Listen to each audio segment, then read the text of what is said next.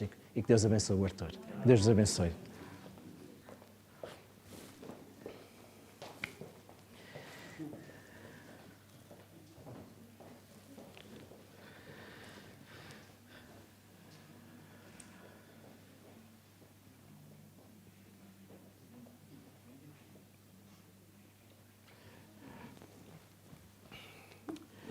Muito bem. Convido os irmãos a inclinar a cabeça para fazermos mais uma oração. Bondoso Deus, bondoso Pai, muito obrigado por todo o momento que vivemos até aqui. Nós queremos pedir que a nossa mente possa estar reverente perante a Tua Palavra e que esta mensagem possa nos ajudar a manter firmes no Teu caminho e que Tu possas mudar a nossa vida, Pai. São as bênçãos que te pedimos e agradecemos em nome de Jesus. Amém, Senhor. Eu vou-vos pedir a paciência de Jó, porque já é 1/4 para o meio-dia.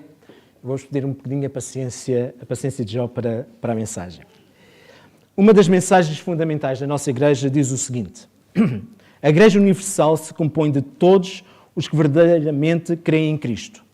Mas nos últimos dias, um tempo de ampla apostasia, um remanescente que tem sido chamado para fora, a fim de guardar os mandamentos de Deus e a fé de Jesus. Esse remanescente anuncia a chegada da hora do juízo, proclama a salvação por meio de Cristo e prediz a aproximação do seu segundo advento. Essa proclamação é simbolizada pelos 3 anjos de Apocalipse 14. Coincide com a obra de julgamento no céu e resulta em uma obra de arrependimento e reforma na terra. Todo o crente é convidado a ter uma parte pessoal neste testemunho. O que é que significa a palavra remanescente? Eu convido os irmãos a ler 2 textos. Primeiro, Apocalipse 12:17, texto conhecido. Apocalipse capítulo 12, verso 17.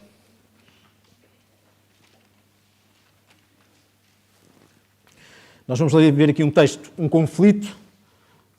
Apocalipse 12, 17.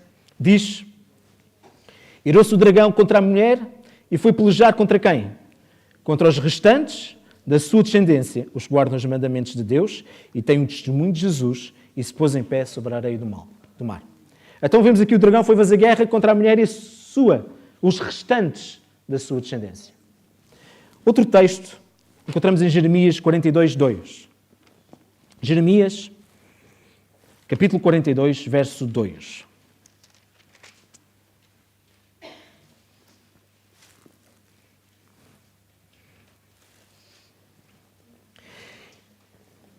E disseram a Jeremias, o profeta: apresentamos-te nossa humilde súplica, a fim de que rogues ao Senhor teu Deus por nós e por quê? Por este resto. Porque de muitos éramos, só restamos uns poucos, como vês com os teus próprios olhos. Então a palavra remanescente significa o que resta. Esta é uma oração que pedem a Jeremias: ora por nós. Éramos muitos, mas agora restamos poucos.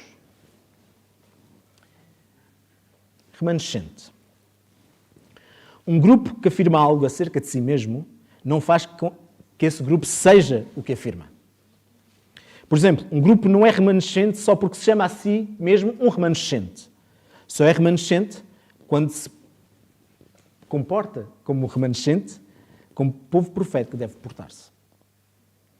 Nós podemos afirmar, nós adventistas afirmamos como somos o povo remanescente da profecia bíblica. Mas também intitulamos a Igreja de Laodiceia. Mas afinal, nem que ficamos. Podemos ser os dois? Pensando um pouco no remanescente e na Igreja de Laodiceia, nós podemos nos identificar mais com a Igreja de Laodiceia. Mas o que é um remanescente? Quais os fatores que determinam um remanescente? Será a ideia de um remanescente dentro do remanescente tem algum sentido? Pode o remanescente apostatar? Será que a Laodiceia é remanescente? Se nós olharmos para o início, o primeiro remanescente que encontramos nas Escrituras, encontramos na família de Noé. Convido os irmãos a abrir Gênesis. Gênesis capítulo 6, verso 9.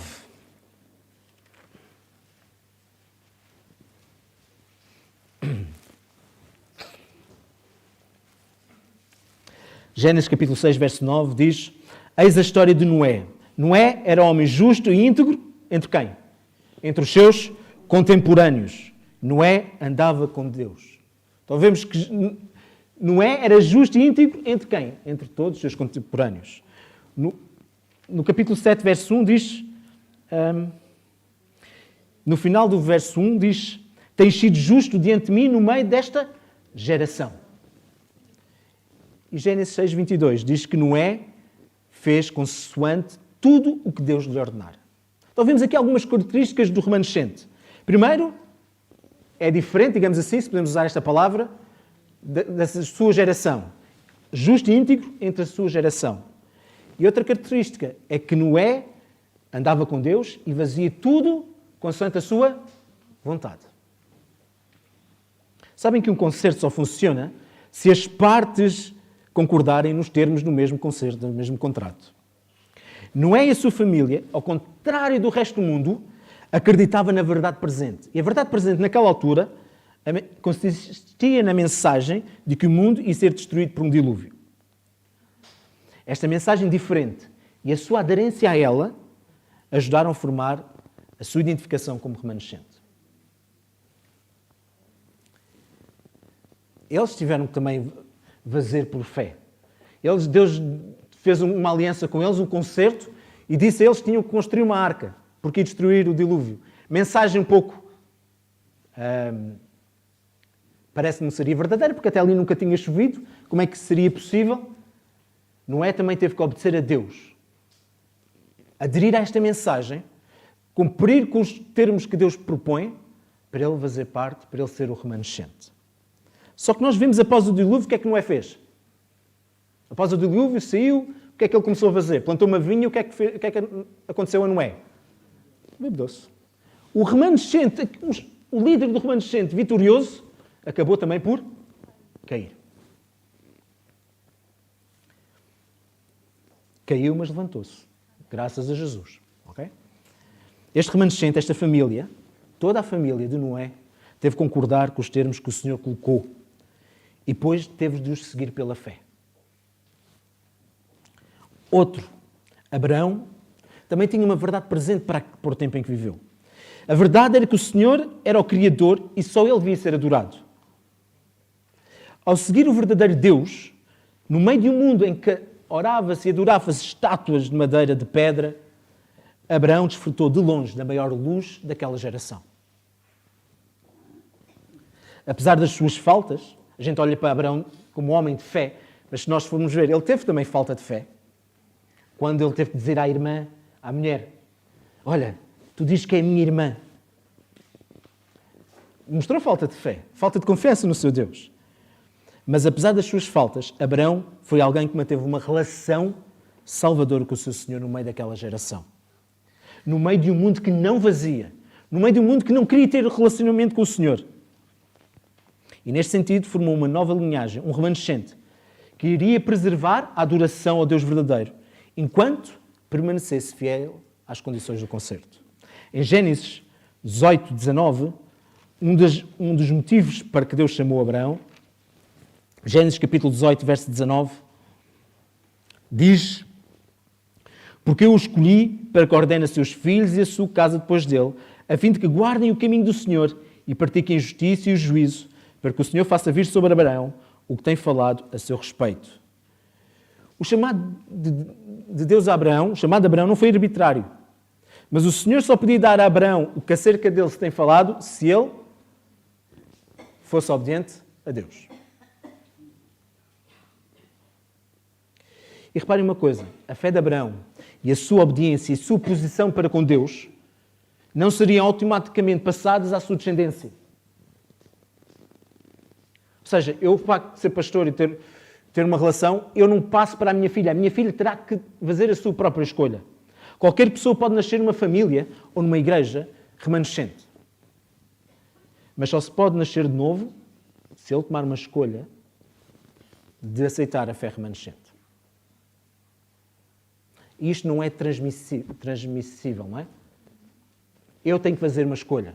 Os nossos filhos têm que fazer uma escolha. Eu posso partilhar o conhecimento como Abraão fez, mas depois Isaac teria que fazer uma escolha. Porque em Gênesis 17, 21, o Senhor vai falar com Abraão, diz: a minha aliança, porém, estabelecê-la-ei com Isaac, a qual Sara te dará à luz neste mesmo tempo, daqui a 1 ano. Este decreto não era arbitrário. Não era uma profecia de predestinação que garantia a Isaac uma relação de concerto com o Senhor. Isaac teria que escolher. Isaac teria que obedecer pela fé. E foi o que Isaac fez. E reparem, se nós olharmos para Isaac, nem todos os filhos de Isaac fizeram parte do remanescente. Nós vemos 2 filhos, filhos do mesmo pai, filhos do filho da promessa de Isaac, nasceram numa família remanescente, mas nós vemos que Esaú, que era o primogênito da família, e que supostamente ele iria receber a primogenitura e o direito e todas as bênçãos que advinham desse privilégio, mas o que é que Esaú fez? Fez uma escolha deliberada de que não queria nada a ver com tudo o que tivesse a ver com Deus. Jacó, pelo contrário, Jacó, que o seu nome era enganador, ele apreciava as promessas da primogenitura. Ele apreciava o seu relacionamento com Deus. Apesar de ter obtido de forma fraudulenta, as suas ações mostram que ele apreciava, mas ele também se mostrou arrependido da forma como obteve. A sua vida também demonstrou a sua determinação em seguir a Cristo, apesar das suas falhas, das consequências que surgiram pelo resultado do seu engano. Nós percebemos aqui que o facto de eu ser adventista e me considerar remanescente não é garantia que eu faça parte do remanescente vitorioso. E é o facto da minha filha, que é filha de pastor, coitada dela, lhe dá a garantia que vai fazer parte do remanescente. Ela terá que fazer uma escolha e obedecer pela fé. Agora faço uma pergunta. Se nós, os adventistas, que nós nos consideramos, de acordo com a profecia bíblica, o remanescente, se nós temos toda esta luz, será que somos mais santos dos que não têm? Será que toda essa verdade que nós proclamamos nos faz melhores do que os outros cristãos? Será que o Espírito de Profecia nos santificou de modo que os outros que não têm nunca poderia ser? Será que ser o remanescente nos torna mais justos do que os outros? Qual seria a nossa resposta? Não. Claro que não, pastor. Mas por que não?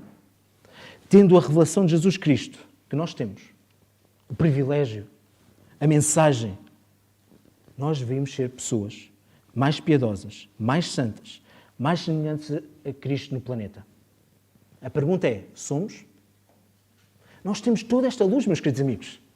O Senhor nos deu-nos a sua palavra, o conhecimento, depois deu-nos também os testemunhos, para que nós possamos estar mais próximos do Senhor, para que o nosso caráter revele mais a Jesus Cristo. A pergunta é, se temos toda esta luz, por que ainda não somos mais semelhantes a Jesus Cristo? Reparem, 2 de Crónicas 33, 9. Reparem que o povo de Israel era um povo abençoado. Eles tinham conhecimento, tinham luz. Era um povo para ser uma bênção para as outras nações. Mas 2 de Crónicas,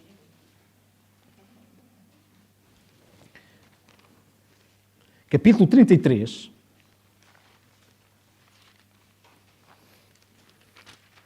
é verdade que aqui tem a influência de um rei, mas 33, verso 9. 2 de Crónicas 33, verso 9. Diz o seguinte: Manassés fez errar a Judá e os moradores de Jerusalém, de maneira, e reparam, que fizeram pior do que as nações que o Senhor tinha destruído diante dos filhos de Israel. Ou seja, o povo de Deus, aquele rei, é verdade que o rei, eles fizeram o quê? Pior do que as outras nações. Como é que é possível? A minha pergunta é, individualmente, será que eu tenho feito também pior do que as outras nações? Será que eu tenho feito pior do que os babilónicos espirituais? Reparem que Apocalipse 3, 15 a 17 diz: Conheço as tuas obras, que nem és frio nem quente, quem dera fosses frio ou quente, assim porque és morno, nem és frio nem quente, estou pronto a vomitar-te da minha boca. Pois dizes, estou rico, abastado, não preciso de coisa alguma, nem sabes que tu és infeliz, sim, miserável, pobre, cego e nu. Perante esta descrição, a sensação que dá é que parece que eu estou a fazer pior que os outros.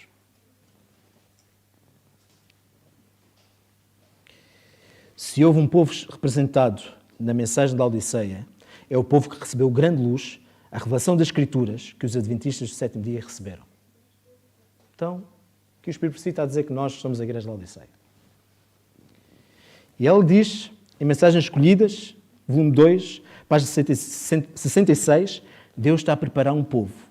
Ele escolheu pessoas, uma igreja na terra, a quem tornou depositárias da sua lei. Ele confiou-lhes um legado sagrado e a verdade eterna que devem ser transmitidos ao mundo. Ele repreendê-las-ia e corrigi-las-ia. A mensagem de Laodiceia aplicava aos adventistas do sétimo dia, que tiveram grande luz, e agora o que é que ela diz? Mas não andaram na luz. Reparem, o povo, Deus, receberam grande luz. É a igreja na terra que Deus tornou depositária da sua lei para transmitirem ao mundo. Receberam grande luz, mas não andaram na luz.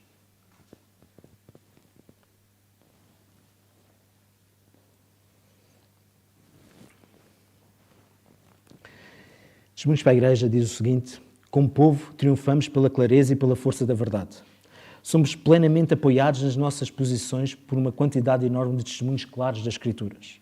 Mas faltam-nos muita humildade bíblica, paciência, fé, amor, abnegação, vigilância e espírito de sacrifício. Precisamos de cultivar a santidade bíblica. O pecado prevalece entre o povo de Deus. Entre o povo remanescente.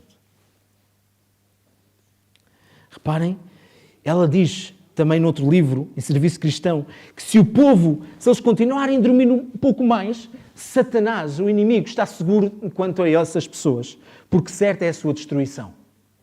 Meus queridos amigos, se nós como povo remanescente, o povo que tem luz, continuarmos a dormir um pouco mais, o inimigo não se vai preocupar connosco, porque certa é a nossa destruição.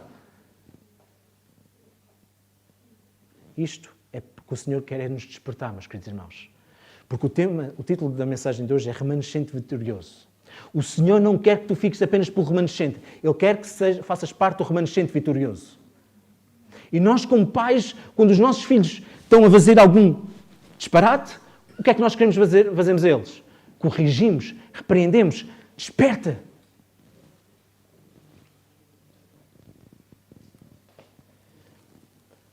Faça a pergunta. Quem é que se afasta? Deus afasta-se de nós ou nós nos afastamos de Deus? Tem a certeza? Nós é que nos afastamos de Deus. E Deus, com a sua Bíblia, com a sua palavra, com os testemunhos, o que é que Ele nos quer fazer?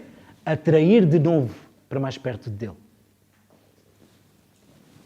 Reparem o que diz João 5, 39 e 40. João capítulo 5.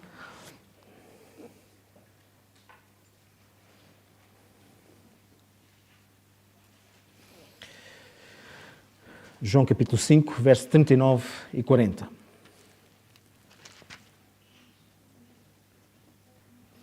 É aí um convite de Jesus. Vamos ler o 39. Examinais as Escrituras, porque julgais ter nelas a vida eterna, e são elas mesmas que testificam de mim. Qual é o convite que o Senhor faz a cada um de nós? De estudarmos, esquadrinharmos, examinarmos o quê? As Escrituras. Agora reparem no verso 40. Contudo, não quereis vir a mim para teres vida. Ou seja, o Senhor nos convida a estudar a Bíblia, a aprofundar o nosso relacionamento com Ele. Mas qual é a nossa escolha? Contudo, não queremos ir a Ele para termos vida. Eu acredito que quando Jesus falou esta frase do verso 40, Ele deve ter dito com amargo na sua voz. Estamos a querer ter vida, o Senhor quer nos dar vida, eu vim para que tenham vida em abundância. Contudo, as nossas escolhas caminham-se para longe disso. A palavra de Deus é a regra da nossa fé. Mas mesmo assim não dedicamos tempo a examiná-lo. Diz-nos, em Testemunhos, volume 1, páginas 134 e 135, diz: mas a palavra que aponta para a vida eterna, não é esquadrinhada, estudada diariamente. Histórias ociosas têm sido lidas atentamente enquanto a Bíblia é desprezada. Ou seja, em vez de dedicarmos tempo a ler a Bíblia, nós passamos tempo a ler histórias ociosas. Como é que o caráter de Cristo pode ser produzido em nós se ocupamos a nossa mente e o nosso tempo lendo outros livros em lugar da Bíblia? Como é que podemos alcançar o ideal de Deus para a nossa vida se não fazemos da Bíblia e a sua leitura a regra da nossa fé? Ao dedicar tempo a ler outros livros, que visão é que eu vou ter de Deus? E quando falamos de livros, estou a falar de séries, filmes, telenovelas. Tudo isso vai moldando a nossa mente e criando uma imagem de Deus errada. Ela diz também, e os que dão rédea solta à mente para divertir-se com histórias tolas e contos ociosos, alimentam a imaginação, mas o brilho de Deus fica eclipsado. A mente é diretamente desviada de Deus, é destruído o interesse em sua preciosa palavra. Porquê? Porque a nossa mente está, desculpem a expressão que eu vou usar, é excitada com esses contos, com essas histórias. Depois, quando vamos olhar para a Bíblia, não sentimos o mesmo interesse. Porquê? Porque a nossa mente é ocupada com outras coisas. Nós conseguimos passar a ver um filme de 1h30 e às vezes não conseguimos passar 5 minutos a ler a Bíblia. E às vezes são filmes até positivos. Há filmes que eu gosto. O Corajosos, o Enfrentando Gigantes, A Prova de Fogo. Filmes com uma mensagem cristã. Não digo bíblicos, com uma mensagem cristã. Mas pergunto, seria mais proveitoso eu ter passado a ler a Bíblia e o Espírito de Profecia? Muitas vezes nós pedimos oração pela nossa espiritualidade. Mas se calhar devíamos pedir oração para deixarmos de estar tanto tempo à frente da televisão e à frente do computador. Quando nós falamos de jejum às vezes comemos, é a ausência de alimento, mas se calhar nós devemos fazer jejum destas séries, destes filmes, destes livros que vão entupindo a nossa mente. Este é um jejum que devemos fazer. E isso vai perdendo o interesse e o gosto pela palavra de Deus. Vamos sentir menos desejo de orar com Deus. E como é que a minha fé pode sobreviver em tempos de engano se eu não passo tempo a orar e estudar a Bíblia? Muitas vezes pensamos que, não, pastor, a Bíblia diz para examinar tudo. Às vezes encontramos na Bíblia justificações para as nossas ações, não é? E a gente pensa, não, pastor, eu tenho um filtro, eu consigo separar o bom e o mal. Mas mensagens aos jovens, o Espírito por si diz o seguinte: ninguém está tão firme nos princípios corretos, ninguém está tão protegido da tentação que esteja seguro lendo essas histórias. Sabem qual é a melhor confiança? A melhor confiança é desconfiarmos de nós próprios. A gente vê estas coisas e pensa, não há mal nenhum. Eu preciso desconectar, preciso relaxar, preciso mudar. Mas nós não estamos seguros. E tudo isso vai colocando... Sabem que o nosso cérebro guarda coisas que a gente nem pensa. Passados anos, o nosso cérebro pode trazer imagens de algo que a gente viu antigamente.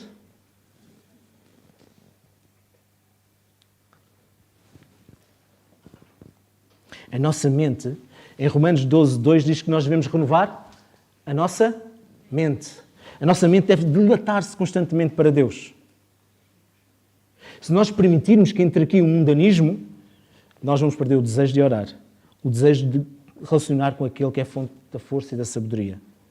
E o Espírito Santo aí não habita em nós. Por isso, o remanescente deve ter uma vida devocional com o seu Deus. Deve conhecer o Deus de quem proclama. Não apenas de uma forma teórica, mas de uma forma relacional e prática. A comunhão com Deus refletir-se-á no caráter e na vida. Os homens conhecerão em nós como os primeiros discípulos que estivemos com Jesus. Foi o que viram Pedro e João, Atos 4:13. Eles olharam para Pedro e João e perceberam que tiveram um encontro com Jesus. E o que estas pessoas que não conhecem a palavra do Senhor necessitam de ver em nós quem? Jesus Cristo.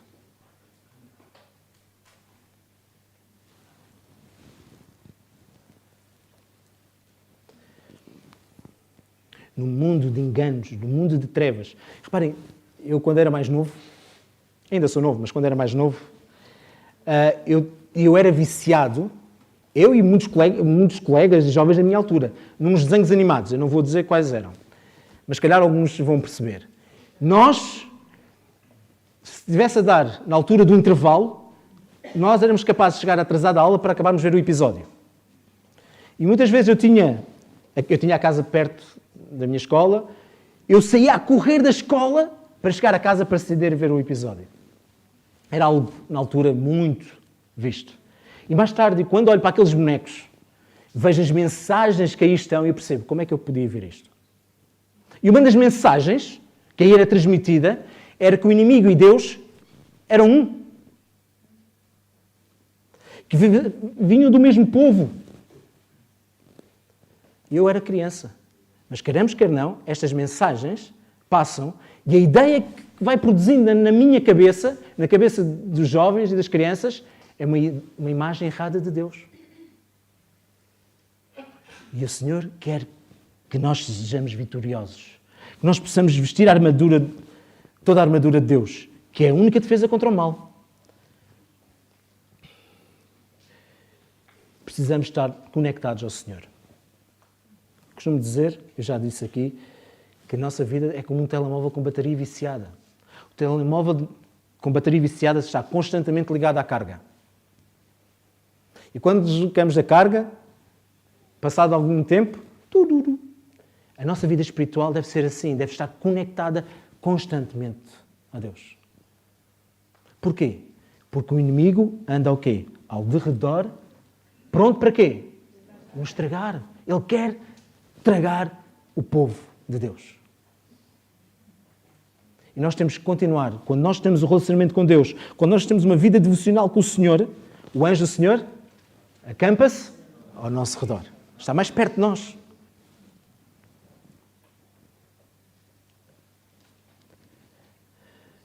Como é que eu posso sobreviver a esta era de engano?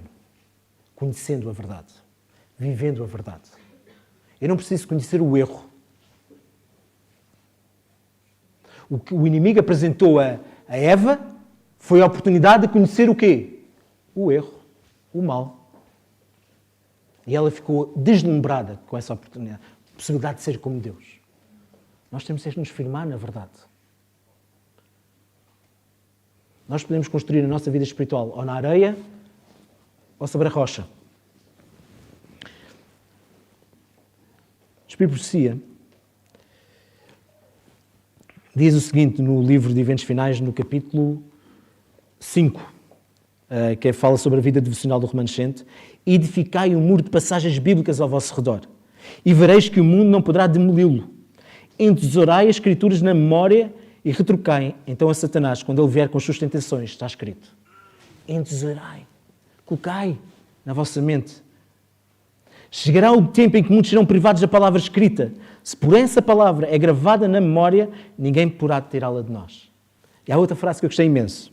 Estudai a palavra de Deus. Entesourai na memória as suas preciosas promessas, para que quando formos desprovidos das nossas Bíblias, ainda estejamos na posse da palavra de Deus. Fantástico!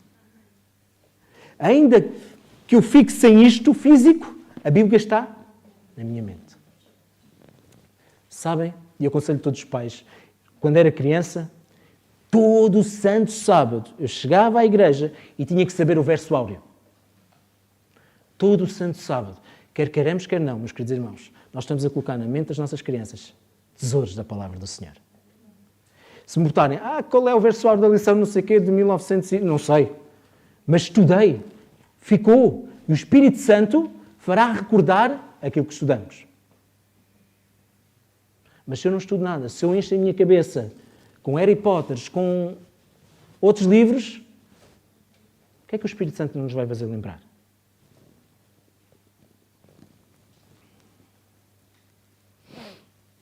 Reparem. E nós estou a falar isto porquê? Porque nós vemos claramente que Jesus está quase a voltar. Jesus está quase a voltar, meus queridos irmãos. Parece que tudo é igual. Rumores de guerras, fomes, pandemias, parece que está tudo igual. Meus queridos irmãos, não está tudo igual. E a intensidade cada vez vai... E o Senhor quer Romanos 13:11, o que é que nos diz? É tempo de despertarmos do sono, porque Ele quer que tu sejas vitorioso. Ele quer que tu sejas um vencedor, porque Ele quer que tu estejas com Ele. Enoque diz o seguinte, Espírito por si também. Enoque, Eventos Finais, capítulo 5, ele recusava tomar alguma decisão que ofendesse o seu Deus. Mantinha o Senhor continuamente diante de si. Orava, ensina-me o teu caminho, para que eu não erre. Qual é o teu desejo a meu respeito? Que farei para honrar-te, meu Deus? Assim ele moldava constantemente a vontade e as atitudes de acordo com os mandamentos de Deus. E tinha completa confiança de que o seu Pai Celestial o ajudaria. Não tinha algum pensamento ou desejo egoísta. Sua vontade estava toda submersa na vontade do seu Pai. Reparem a atitude de Enoque. A sua oração, Senhor, como é que eu posso te honrar hoje? Que hoje, neste dia, não haja nada que desonre o teu nome. Vazia de Deus o seu companheiro de viagem. Quando o capitão Naamã foi dar aqueles presentes a Eliseu, Eliseu tem uma frase muito gira. Tão certo como o Senhor vive, em cuja presença eu estou. Eliseu tinha a percepção que estava na presença de quem? De Deus. E no nosso dia-a-dia, no teu trabalho, na tua escola, nos nossos afazeres, no teu quarto quando estás sozinho e sozinha, possas ter a noção que Deus está aí contigo.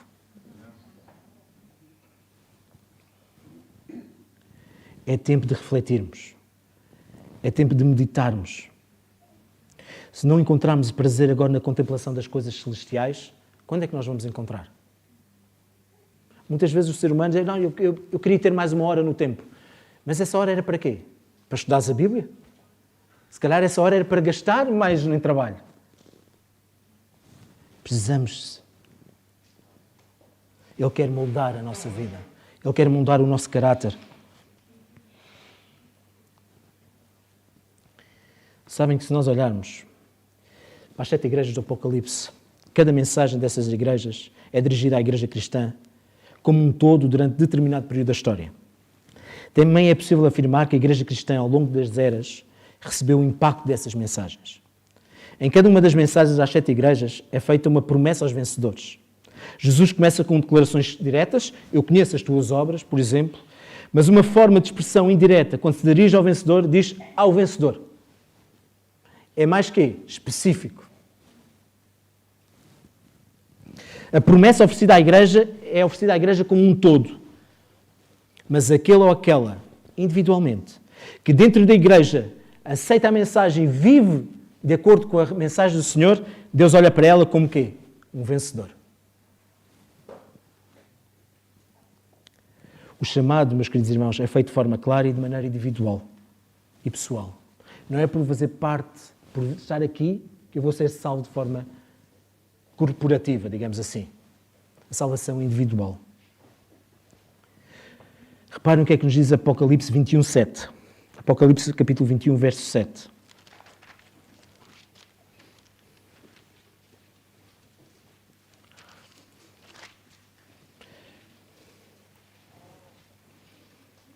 Aqui está a falar do novo céu, da nova terra, neste capítulo, não é? E no verso 7 diz, o vencedor herdará todas estas coisas e eu lhe serei Deus e ele me será meu filho. Na Nova Jerusalém os eleitos serão quê? Serão vencedores. Quem está na Nova Jerusalém serão vencedores. E o Senhor quer que tu sejas um vencedor.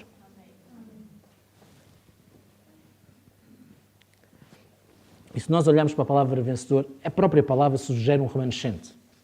Numa corrida, quantos vencedores pode haver? Um. Dá a ideia de remanescente. Nem toda a gente pode vencer a corrida.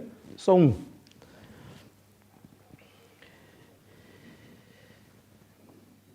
Mas Deus quer fazer de todos nós vencedores. Nesta corrida, se assim podemos dizer, todos nós estamos aqui, podemos ser vencedores. Todos aqueles que nos assistem podem ser vencedores. Aqui não há primeiro, segundo ou terceiro. Ele quer que tu sejas um vencedor.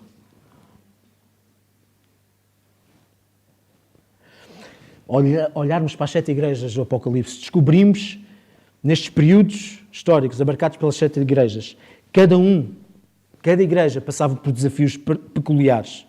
Todos tinham escolhas críticas a fazer. Obedecer a Cristo e os seus ensinos ou seguir a tendência do mundo. É a mesma escolha que é comum a todas as igrejas. Ou seguimos a Cristo, ou seguimos as tendências do mundo. Nos capítulos finais da história, também haverá os seus vencedores. Aqueles que se acharão de pé sobre o mar de vidro, os quais foram vencedores da besta, da sua imagem e do número do seu nome.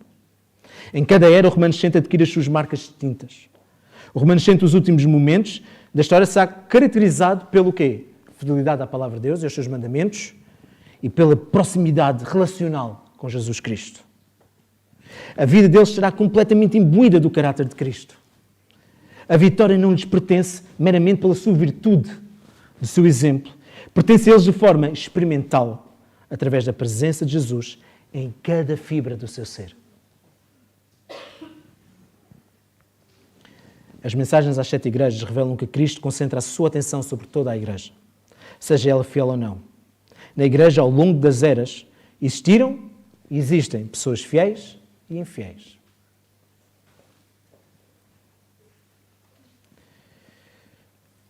Este remanescente que o Senhor está a produzir é um remanescente vitorioso. Deus deseja que tu e eu façamos parte deste remanescente. Se não se importasse connosco, Ele não deixava estas mensagens. Se nós nos importássemos com os nossos filhos, a gente também, olha, queres cair? Cai. E desenrasca-te. Deus ama-nos de tal maneira que Ele não quer que nenhum de nós se perca. Ele quer que hoje façamos escolhas, façamos jejum de tudo aquilo que nos afasta, entope a nossa mente, para que realmente a sua palavra possa produzir um efeito fantástico em cada um de nós. Deus deseja olhar para ti e ver o caráter de Jesus. E vai-te dizer pessoalmente a ti, meu querido irmão, vencedor, vinde benditos do meu Pai e possui por herança o reino que está preparado para cada um de vós. Queremos nós ouvir estas palavras? O Senhor hoje diz, Samuel, se hoje ouvires a minha voz, não endureças o teu coração. Permite que eu faça mudanças na tua vida. Deixa tudo aquilo que é uma distração para ti, mas não produz mudança na tua vida. Deus não deseja olhar para nós e dizer, Samuel, eu não te conheço. Eu não vejo em ti o caráter de Jesus Cristo. Meus queridos irmãos, querido povo de Deus, é verdade que Deus muitas vezes toca naquilo que nós mais gostamos. E diz assim, Samuel, tu tens que largar isso. Mas nós, largar, está difícil, não é? Eu lembro de um vídeo que era o Banco das Decisões. E aquela mulher queria entregar ao Senhor o Banco das Decisões, a Jesus. E que Jesus, a partir dali, ia controlar as decisões através daquele seu banco. E ela faz uma pergunta a Jesus, olha, as minhas amigas convidaram para ir a uma festa, e Jesus diz não. Então ela começa a tentar argumentar com ele. Mas... E depois começa a pôr o pé no banco, no tal banco que ela tinha dado a ele, começa a pôr o pé no banco, a dar, e Jesus diz, mas deste o Banco das Decisões ou não? Sim, sim. Mas depois continua. E depois há ali uma luta. E Jesus diz, mas se não queres mudar, toma. Não, é para ti. E começa aqui. A câmara só vê a cara deles. E de repente, quando a câmara se afasta, o banco estava com ela e não estava com Jesus. É difícil largar, meus queridos irmãos. É difícil. Mas Deus dá força para podermos largar.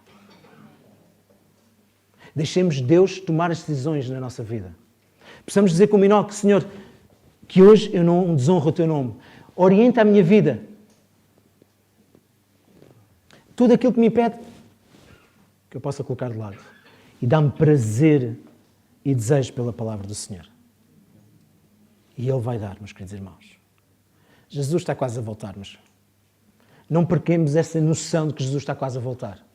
Não vivamos uma vida normal, por assim dizer, não é? De que o meu Jesus tarde volta, tarde virá. Porque muitas vezes nós, como cristãos, vivemos com este pensamento. Podemos não dizer de boca para fora. Podemos dizer de boca para fora, Jesus está quase a voltar. Mas a nossa vida durante a semana é como se Jesus não tivesse a voltar. O Senhor está quase a voltar, meus queridos irmãos. Queres ser tu um vencedor? Todos nós vamos dizer que sim, queremos ser vencedores. Não há ninguém aqui que queira perder. Então, permite que Deus possa orientar a tua vida. Toma decisões hoje que te ajudem a estar mais perto de Deus. Porque te ajudem a que o teu caráter seja moldado ao caráter do Senhor. É verdade que vamos deixar de ler livros, mas nós vamos nos tornar mais e mais semelhantes a Jesus Cristo. Que todos estamos aqui, é a minha oração para vocês e para mim, que nós, no final desta caminhada nesta terra, todos nós possamos pertencer ao remanescente vitorioso. Que tu possas ser um vencedor em Jesus Cristo. Amém.